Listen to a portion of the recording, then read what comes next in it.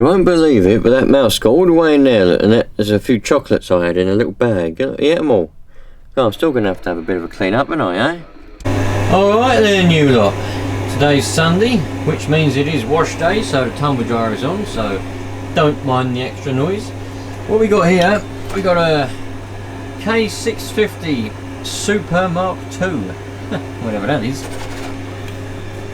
made by a partner. Warning! Cutters can be dangerous. For safe operation, follow all safety precautions in owner's manual. Now, what the deal with this was, some of you may remember a while back, I don't know how many of you would remember, but remember when I was helping my brother-in-law build a brick wall and do his garden? Well, you know, no one else wanted to help him, and he didn't know what to do or how to build a brick wall, and he couldn't afford to pay anyone to do it. So he said, will I help? I said, I'll help, yeah.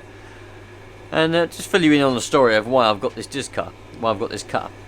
And so I said, yeah, I'll help. I said, I don't know really how to do it properly, but I know the basic fundamentals of how to do a brick wall, you know, and I can help you do the garden. Landscaping's piss easy, you know.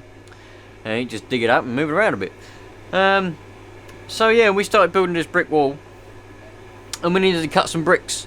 And we was doing it manually, like by hand, and they weren't perfect, you know. So I borrowed this disc cutter off my dad to cut the bricks.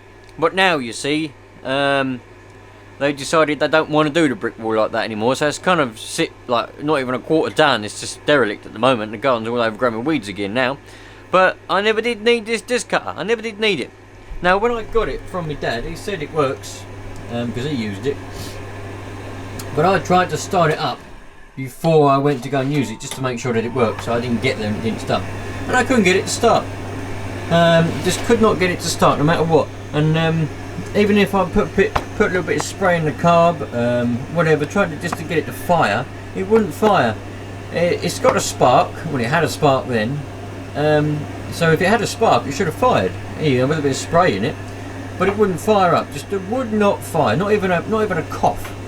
So, you know, I don't need it anymore. So I'm going to give it back to my dad. But I want to try and get it to work before I give it back, because I know it didn't work when I got it off of him. That's not the point, you know. I'd like to get it working for him, so that, you know, at least it runs, and then when he wants to use it, it should run alright, as long as he starts it up every now and again. So that's what I'm going to try and do now then, try and get this to start up. Yeah, so we'll go from there. I think I'll take the air filter off. Should I get that plug, just to make sure it's still got a spark. And we'll go from there and see if we can get it to fire. Righto, see you in a minute. Right, I've got my sandals on today because I've got a load of my boots got wet inside them. So they're indoors drying at the minute, so it's alright. Bit nippy, but I've got the heater on in here. So let's get this off and have a look inside. See what we get. I'm hoping this ain't going to be too difficult. It's not going to be too much of a pain. I'm hoping anyway.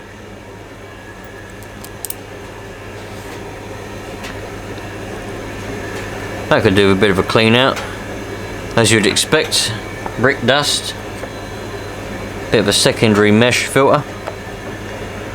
So, warning, the foam filter must be oiled after cleaning.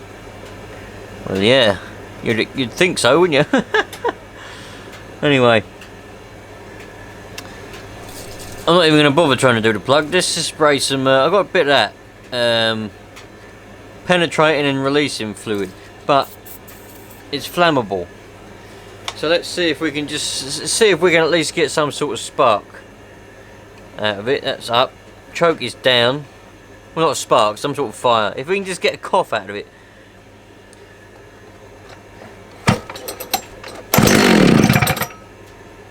Bloody hell, that was easy, wasn't it? That was easy. Well, this is going to be a short video, isn't it? I'm going to find something else to do now. Bloody hell. Put the choke off and see what happens.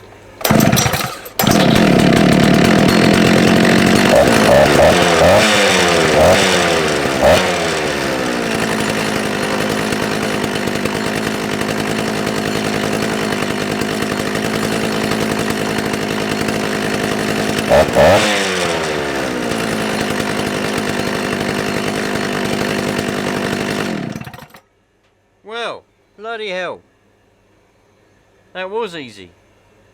Well, I sure as hell weren't expecting that. Oh well, I shouldn't complain really, should I? I shouldn't bloody complain really. Alright then. Well, I weren't bloody expecting that. I've packed all that away now. I'll give that back to my dad tonight. So, I've just got to mention something to you lot quickly. The thing with YouTube at the moment is it's gone a bit strange, as it always seems to do. I mean, they've done a lot of updates, haven't they? For some reason, they've done a lot of updates and things, and the new YouTube studio is completely crap. I don't know what they're playing at. The old one was fine. I don't know why they have to mess around with stuff, but they have done. And they've also followed some sort of American law.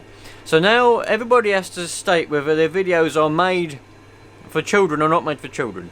If they're made for children, or you put down that they're made for children, or you sometimes make content for children, or for kids, which I'm assuming is under 16 and under, I'm assuming, because in England, you get to 16, you're not a child anymore, you're not an adult, but you're like a teenage man as such. And then when you get to 18, you're an adult. So I'm assuming under 16 is kids. Anyway, if you do that, they turn comments off, they turn off likes and notifications and all kinds of shit like that. So, I don't want that, because I want your comments from people, and I don't make content for children anyway, so I've marked it as not made for kids, okay? None of the content that I ever make and ever will make will ever be made for kids. If any kid decides to watch it that's under 16, then what can I do about that? I can't do nothing about that. You know, if a kid decides to click on a video and watch it. But there's going to be content that's not for kids, and I'm letting you lot know that now. And I've got to state it. I don't know whether there is a fine. There's a rumour that it's $42,000 per video that's deemed not for kids, but might be for kids, or something like that. I don't know. But I'm just letting you lot know. There's going to be swearing. There's going to be all kinds of stuff in these videos that kids probably shouldn't be seeing or hearing, alright? That's how it is now, not for kids. So I just want to let you lot know that, alright? Because when you're forced to choose between one or the other, you put it as made possibly sometimes some content may be for kids. Alright then, we're going to turn off everything and your channel's going to be boring now. Oh. Alright then, well I ain't going to make nothing for kids, simple as that. I never do anyway. This is not a kid channel, it never was. It was aimed at people my age and up, really. It always has been, simple as that.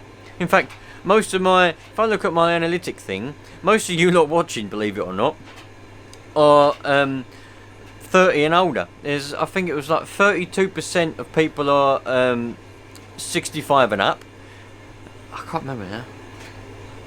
I think it was 56 or something percent was between 25 and 35 or something like that. Anyway, most of you are older anyway, from England and Canada.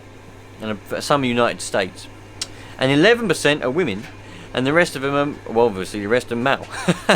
there might be some hermaphrodites watching. If you're a hermaphrodite and you're watching, welcome. Yeah. Anyway, let's go and find something else to do, because well, that was a very bloody. I wasn't expecting that. I was expecting to sit down for a while and unclog carburetor or whatever I would have had to have done to get that going. But do you remember I'd done that rotivator for my dad? Well, that apparently don't start again now, so I'll be having that back at some point to find out why that ain't running again. I should imagine I probably just didn't do a point up tight enough or something, and it's closed up. That's probably what it is, I should think. Yeah, who knows. Anyway, let's find something else to do for a little while. So I've just been starting up the old Nitro Rush. It started up pretty well actually. It runs pretty good. I had to screw the exhaust manifold on, because the last time I ran it, the bolts came out. I lost one, and yeah. So what I've done is, I don't know where I managed to find another one over there. I don't know how I found it. I didn't even know I had it. But I managed to find another one. So I've screwed them both in. I'm going to try and find two nuts to stick on the end of the bolts, and then I can do them up, put a bit of Loctite on them, thread lock. I've got some high temperature thread lock somewhere. It's a job to find it, but I have got some high temperature thread lock meant for building engines, so that'll be perfect. Stick that on there. Let's keep that nice and tight. But this is the older version Rush. The newer version, the other one that I've also got at the moment, this is one of the engines for it, had a different type of engine. It's T15. This one's an FE. This one's a T. We've got two of these. Another one up there, because the original one on the other Rush, the big end bearing. Oh look, I've got a bolt in there, so I've got a screw in there as well. Look. Nice. Didn't know I had that. Anyway, yeah, the big end bearing went. So I'm just playing around with these this morning, really. You know, just gone 8 o'clock in the morning, Saturday morning. Just gone 8 o'clock, so I have a little bit of a play around. I need to have a bit more of a tidy up, really. I'm discovering more mouse stuff everywhere.